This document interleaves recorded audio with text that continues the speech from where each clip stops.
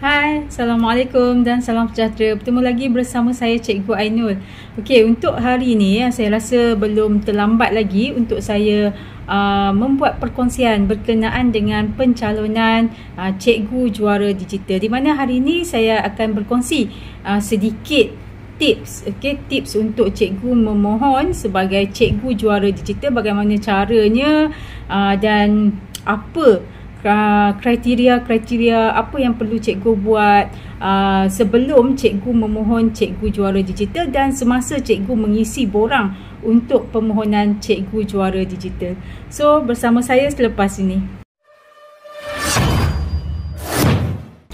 Okey, seperti mana yang kita ketahui, kalau kita rujuk kepada iklan yang dikeluarkan untuk permohonan pencalonan sebagai Cikgu Juara Digital bagi tahun 2023, kita boleh tengoklah dekat situ pencalonan ini terbuka kepada guru-guru KPM. Guru KPM, guru kemas, maksudnya prasekolah lah, dan juga guru-guru daripada MARA. Okey, dan untuk tahun yang kedua, pencalonan bagi Cikgu Juara Digital ni dibahagikan kepada 3 kategori, iaitu yang pertama adalah kategori guru, yang kedua adalah kategori prasekolah dan yang ketiga adalah kategori pentadbir. Tetapi yang membezakan pada tahun ni dengan tahun-tahun yang lepas, bagi tahun lepas kita ada top 50 di mana 50 orang terpilih untuk menjadi sebahagian daripada Cikgu Juara Digital. Tapi untuk tahun ni dinaikkan kepada 3 kali ganda, di mana pencalonan akan dipilih seramai 150 orang, di mana 100 orang adalah bagi kategori guru, 25 orang bagi kategori guru prasekolah dan lagi 25 orang akan tercalon dalam kategori pentadbir.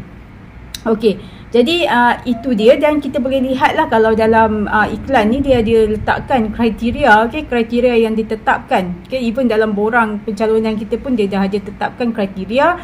Antara kriterianya adalah minat dalam transformasi pendidikan melalui penggunaan teknologi. Kalau kita lihat pada transformasi pendidikan ni, sebenarnya kalau saya punya pemahaman macam inovasi, cikgu buat projek-projek inovasi, mungkin projek-projek STEM ataupun sesuatu projek yang mengubah digital, maksudnya dekat sekolah cikgu. Contohnya kalau saya ada buat satu projek pusat sumber digital, di mana saya tukarkan pusat sumber yang biasa ni semua menjadi pusat sumber digital yang menggunakan e-book. So itu adalah satu projek transformasi dalam digital lah.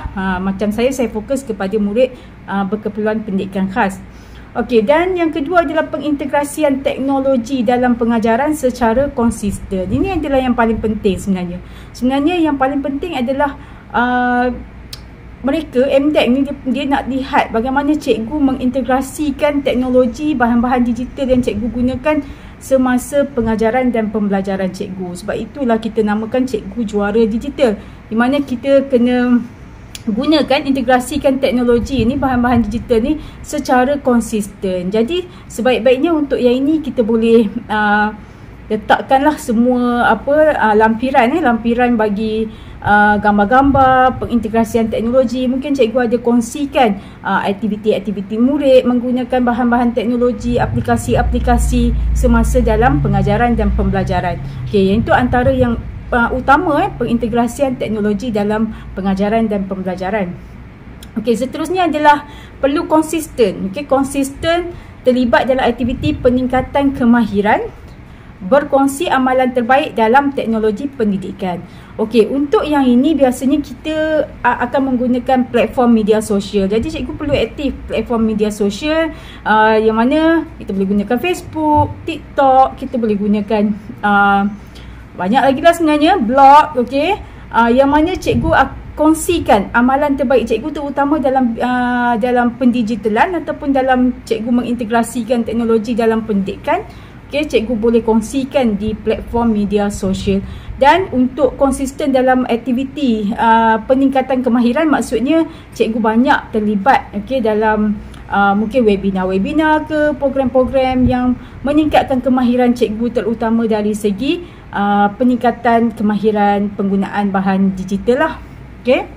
Macam saya boleh bagi contoh lah. Kalau untuk saya banyak berkongsi di YouTube, okay, berkenaan dengan tutorial penggunaan bahan-bahan digital ini, penggunaan aplikasi. Itu sebenarnya yang dimaksudkan, di mana kita banyak berkongsi amalan terbaik kita melalui media sosial. Okay, dan aktif di media sosial, dan aktiviti antaranya adalah dalam bidang teknologi lah. Okay, aktif tu sebab memang juri, saya cakap juri lah, juri daripada MDEC dia, saya rasa dia melihat media sosial. Sebab kalau cikgu isi pencalonan tu, dia kena masukkan URL untuk media sosial cikgu. Jadi maksudnya media sosial itu akan dipantau, dilihat adakah cikgu banyak berkongsi aktiviti-aktiviti. Macam saya masa tu PKP, PDPR, okay, saya banyak berkongsi aktiviti-aktiviti murid, penggunaan bahan-bahan digital oleh murid di media sosial. So itu antara yang dilihat lah. Okey, itu bagi kriteria. Saya pergi pula kepada tips pengisian borang. Okey, jadi kalau kita lihat kepada borangnya, okey, first kali saya punya tips, okey, bagi pengisian borang ini, cikgu isi awal. Walaupun tips saya ni mungkin dah terlambat sikit, tapi tak apa. Cikgu sepatutnya isi awal borang ni, okay, sebab supaya cikgu ada banyak masa lagi. Bila cikgu isi, cikgu nampak kat mana lompong-lompongnya, mana kekurangan-kekurangan cikgu. Kat situ cikgu boleh cari kekurangan tu dan cuba tingkatkan dalam masa tempoh yang ada tu. Okay, jadi sebaik-baiknya lah. Macam saya dulu sebenarnya, saya isi hari yang keempat iklan tu dikeluarkan. Berkenaan dengan cikgu juara digital tu dikeluarkan, saya terus isi dan saya cuba carilah lompong-lompong yang kurang tu, saya cuba isikan. Okay, saya cuba tingkatkan lagi bahagian-bahagian yang kurang tu dalam masa yang terdekat lah, dalam masa beberapa bulan, okay, untuk pencalonan tu, borang pencalonan tu dibuka lah. Okay, jadi itu penting untuk cikgu isi awal lah.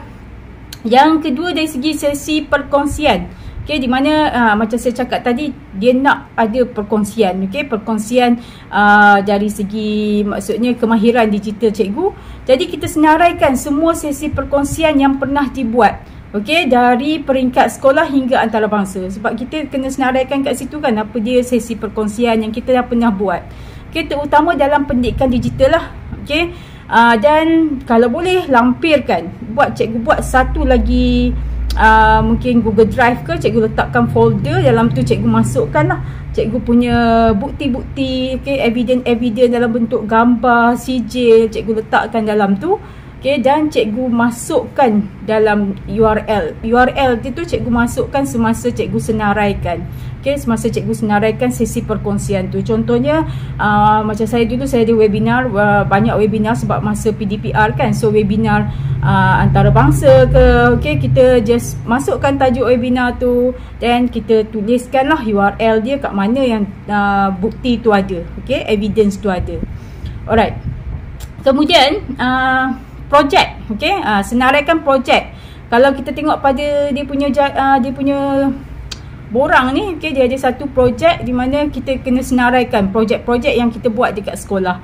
Okay, seperti antara contohnya adalah projek inovasi, projek STEM, sama ada projek cikgu sendiri, inovasi cikgu sendiri, ataupun inovasi murid dikira sebagai cikgu pula sebagai jurulatih dikira sebagai projek cikgu lah juga. Okay, so projek inovasi, projek STEM, dan mungkin juga cikgu buat projek tertentu. Contohnya macam saya hari tu, masa kat sekolah saya ada buat projek Smart Classroom, saya ada buat projek Pusat Sumber Digital. So itu berkenaan dengan digital, dan even kalau cikgu dah usahakan untuk projek pemasangan wifi, okay, cikgu boleh lampirkan dekat situ lah, cikgu boleh isikan dekat situ, asalkan ia berkaitan dengan teknologi lah terutamanya. Okay, so lampirkanlah bukti ataupun sijil-sijil ke daripada projek yang cikgu laksanakan tu. Okey, seterusnya dalam borang ini juga dia minta kita isikan bahagian kerjasama dengan industri. Pada pendapat saya, kalau kerjasama dengan industri ni lebih kepada perkongsian pintar, okey, di mana kadang-kadang tu kita macam susah sikit nak fikir macam mana kerjasama dengan industri kan. Okey, pada saya kerjasama dengan industri ni adalah kerjasama dengan mungkin institusi luar. yang bukan daripada KPM. Okey, contohnya kalau katakan cikgu buat projek ataupun cikgu buat program-program webinar ke yang jemputan daripada luar, okey, yang bukan daripada KPM, maka cikgu boleh masukkan dekat bahagian ini. Even kalau cikgu adalah duta Yayasan Petronas, so cikgu boleh masukkan dekat sini sebab itu adalah projek kerjasama dengan Yayasan Petronas. Okey. Dan macam contoh saya punya projek Smart Classroom ada kerjasama ataupun sumbangan daripada Yayasan Didik Negara. Macam pusat sumber digital yang saya laksanakan pun sumbangan daripada Yayasan Petronas. So itu adalah projek kerjasama lah dengan industri luar. Okay. Even mungkin kalau nak lagi contoh lagi, okay, kalau cikgu dijemput oleh Media Prima, contohnya cikgu adalah guru didik TV, okay, guru personality didik TV. Bagi saya itu adalah kerjasama dengan industri, di mana cikgu ada buat kerjasama dengan Media Prima, okay, sebagai guru personality didik TV. Okay, walaupun ataupun cikgu dah dijemput, macam saya pernah dijemput oleh Astro Awani untuk Bluetin Awani, untuk Awani Pagi. So itu adalah kerjasama jugalah dengan industri luar, di mana cikgu kongsikan mungkin cikgu buat perkongsian berkenaan dengan penggunaan digital, pengintegrasian teknologi bersama murid cikgu. Okey. Dan okey, seterusnya adalah pertandingan. Okey, pertandingan yang disertai oleh diri sendiri dan juga murid. Okey, kalau pertandingan tu tak semestinya untuk diri sendirilah. Murid tu pun dikira sebagai pertandingan juga yang cikgu sertai.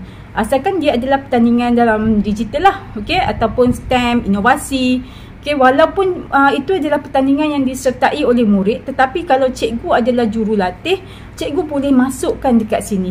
Okey, jadikan mungkin bracket jurulatih. Okey, contohnya pertandingan inovasi, STEM, dan macam saya pertandingan Global IT Challenge, okey, sampai peringkat antarabangsa murid berkeperluan pendidikan khas. So saya boleh masukkan sebagai jurulatih dekat bahagian tu lah. Okey, jurulatih di mana tambah pula kalau murid kita berjaya masa tu. Okey, kadang-kadang tu sebab kalau kita nak masuk pertandingan mungkin inovasi tu banyak lah, pertandingan inovasi banyak. Okey, tapi kalau pertandingan digital yang lain tu macam kurang sikit lah. Okey, jadi masukkan pertandingan murid pun boleh juga. Okey, selain pada tu, kalau kita lihat lagi dalam borang ni, dia minta kita senaraikan link media sosial yang penting. Okey, untuk pihak juri meneliti berapa banyak perkongsian berkaitan digital di mana, okey, di media sosial cikgu. Okey, jadi kalau katakan sekarang ni rasa macam tak banyak sangat, sebab tu saya kata isi lebih awal tu. Okey, kalau rasa tak banyak sangat, cikgu start buat perkongsian. Cikgu buat perkongsian.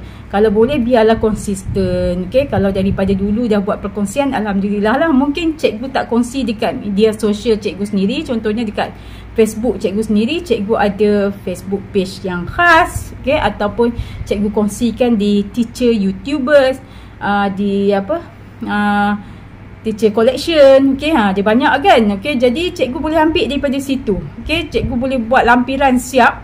Macam ni dia nak URL, kalau boleh cikgu buatlah bukti. Okey, cikgu dah screenshot. Sebab kadang-kadang tu dia bukan dekat Facebook page kita sendiri kan, tapi kita buat perkongsian. Okey, jadi cikgu screenshot, cikgu letakkan dalam lampiran. Okey, dalam satu lampiran dan sertakan URL dekat situlah sebagai evidence. Okey. Okey, itu bahagian link media sosial. Kemudian platform PDPR, bagi je, okey, saya dah tulis kat situ. Bagi je semua aplikasi yang pernah cikgu gunakan. Okey, platform PDPR yang cikgu dah pernah gunakan, cikgu bagi je. Okey, kalau boleh sertakan juga dengan bukti-buktinya lah. Okey, dalam bentuk gambar ke. Itu lebih baik lah, lebih mudah sebab kita dah memudahkan juri. Juri dah clear tentang macam mana cikgu, bagaimana cikgu punya platform PDPR tu dah ada bukti. Tak adalah cikgu sebut saja tanpa bukti kan. Kalau nak senaraikan saja semua orang boleh kan. Jadi kalau boleh cikgu sertakan juga evidence. Okey. Okey, saya tak sentuh kepada pentadbir dan pemimpin sebab saya tak tahu bahagian pentadbir dan pemimpin. Jadi saya berdasarkan kepada pengalaman saya sahaja. So yang tanya adakah ada akaun media sosial semua ni, jawab je lah ya. Okey, dah semestinya ya lah. Okey. Kemudian kekerapan anda menggunakan teknologi dalam PDP ini ikut cikgu punya sendirilah. Okey, sebagai seorang guru, adakah anda menghadapi kesukaran untuk melaksanakan PDPR? Of course tidak. Okey, jawapannya lah. Okey, dan saya pernah membangun dan kongsi video pembelajaran untuk tujuan PDPR di platform-platform media sosial berikut. So cikgu nyatakanlah di mana mungkin cikgu ada Telegram sendiri ke blog. Okey, macam saya ada Telegram sendiri dan saya ada juga Telegram Didik TV Pendidikan Khas yang saya bina. Saya kongsikan bahan-bahan, saya kumpulkan semua video-video Didik TV dekat bahagian tu lah, dekat Telegram tu. Okay, blog, Google Site. Jadi cikgu masukkan semua. Macam saya ada blog, saya ada Google Site. So saya boleh letakkan dekat situ. Kalau boleh letaklah dia punya URL sekali, lebih mudah. Okey, platform pembelajaran berasaskan permainan. Okey, yang ini pun cikgu masukkan semua yang ada. Kalau ada lagi yang tak tersenarai dekat sini, cikgu masukkan sekali lah. Okey, untuk CV atau resume tak perlu panjang-panjang. Okay, tak perlulah cikgu buat panjang-panjang sangat. Sebab kalau cikgu perhatikan, kalau cikgu sedarlah, ada tak dia minta pengiktirafan sumbangan tu mungkin adalah dari segi perkongsian webinar ke program ke kan. Tapi dari segi pengiktirafan tak ada dia minta kat sini. Okay, dekat sinilah cikgu letakkan pengiktirafan cikgu dekat resume cikgu lah, apa yang cikgu dah terima. Okay, dan kalau boleh cikgu boleh guna je template dekat Canva tu. Macam saya punya CV tu saya letak satu muka surat je. Semua saya masukkan kat situ. Okay, dan untuk bukti-bukti dia saya letakkan dalam bentuk QR code lah dekat dalam CV tu. Okay, masukkan latar belakang pendidikan, sumbangan dan pengiktirafan yang cikgu dah terima dalam cikgu punya CV tu. Okay, kemudian dia nak video. Okay, untuk bahagian video pengintegrasian teknologi, cikgu jangan cerita tentang pengiktirafan yang cikgu terima. Okay, jangan cerita tentang benda-benda lain, sumbangan ke. Okay, tapi fokus kepada pengintegrasian teknologi dalam pengajaran. Apa medium yang cikgu pakai, platform apa yang cikgu pakai, aplikasi apa yang cikgu pakai untuk cikgu nak integrasikan teknologi. Tapi untuk video ni saya punya nasihat lah, sebab video dia pendek sahaja. Okay, durasi 1 hingga 2 minit je, mungkin cikgu tak boleh banyak cerita lah. Jadi cikgu fokus terus kepada pengintegrasian teknologi, di mana kalau boleh cikgu sampaikan dalam bentuk cerita sedikit lah. Okay, dia ada dia punya climax dia.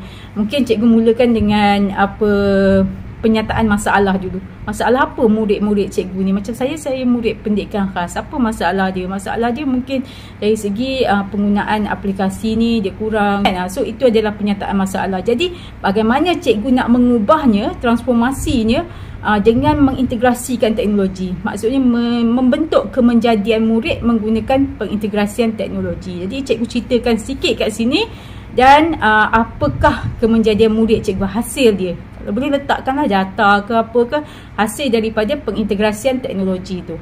So kena ada jugalah dia punya climax dia. Maksudnya penyataan masalah, asal dia macam mana. Kalau boleh sentuhlah sikit emosi kan. Dalam masa 1 hingga 2 minit tu saya rasa sempat cikgu nak sentuh sikit emosi. Kemudian nyatakan sikit apa dia pengintegrasian yang cikgu dah cuba buat dah, okay, dalam bilik darjah, dalam teknologi terutamanya, dan apakah hasil yang daripada pengintegrasian teknologi yang cikgu dah buat. Okey, nampak gayanya panjang berjela saya cakap ni, saya punya perkongsian. Tak semestinya apa yang saya sebut ini sama untuk tahun ni, sebab yang itu apapun bergantung kepada pihak juri untuk penilaian. Jadi kalau cikgu masih ragu-ragu nak mohon tak mohon, layakkah aku ini kan. Okey, saya dulu pun rasa macam tu sebenarnya. Okey, tapi sebenarnya kalau cikgu dah mencuba, cikgu cuba juga mohon, mungkin cikgu tak memenuhi semua kriteria, tapi cikgu mohon juga. Saya punya nasihat, cikgu mohon juga, sebab bila cikgu mohon tu cikgu dah one step forward. Okay, cikgu dah satu langkah ke hadapan, di mana cikgu dah ada probability untuk cikgu dapat. Okay, probability untuk cikgu dapat tu dah tinggi. Daripada cikgu tak mohon, confirm tak ada langsung kebarangkalian untuk cikgu dapat. Dah kebarangkalian dah. Okey, jadi setakat ini sahajalah perkongsian untuk kali ini. Okey, diharap dapat membantu cikgu-cikgu. Kalau bukan untuk tahun 2023 ni, mungkin boleh bantu cikgu untuk persediaan bagi tahun-tahun yang akan datang, bagi menyertai keluarga kami, iaitu keluarga Cikgu Juara Digital. Okey, setakat itu sahaja. Jangan lupa like, share dan juga subscribe ke YouTube channel Cikgu Ainul. Jumpa lagi. Bye.